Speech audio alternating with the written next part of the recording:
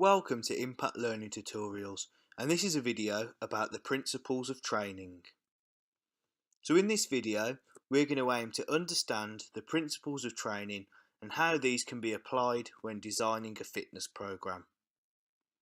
So what are the principles of training? The principles of training stand for specificity, overload, progression and reversibility. So in the coming parts of the video you're going to see what each of these parts mean in a little bit more detail. So S for specificity. This is the principle that training should be specific to the sport. So this applies to both the muscle movement and also the physiological characteristics. So an example is that a sprinter would work on their anaerobic energy system whilst also working on the technical aspects related to sprinting. O for overload. This principle demonstrates that we should work our body harder than normal in order to see improvements.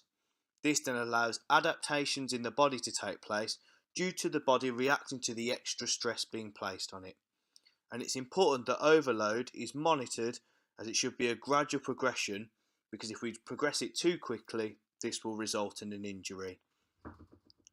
In the table below you can see an example of how overload can be used.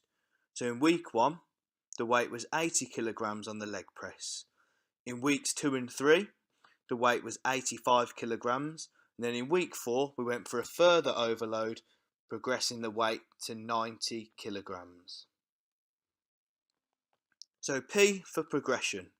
This links very closely to what we've previously spoke about with overload, and this shows that training should become progressively more difficult to allow for improvements.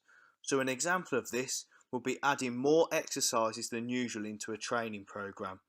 So if we're doing bicep curls and tricep dips, we may then lift in some adductions to further our development of the upper body.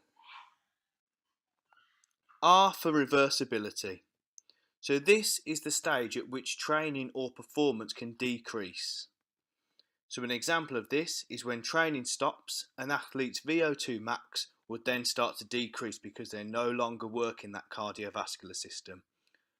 Further examples of when reversibility can occur is injury, the end of the competitive season, or a loss of motivation and having that time to exercise would result in a decrease in fitness. We hope you found this video useful. Please subscribe to keep up to date with our latest tutorials.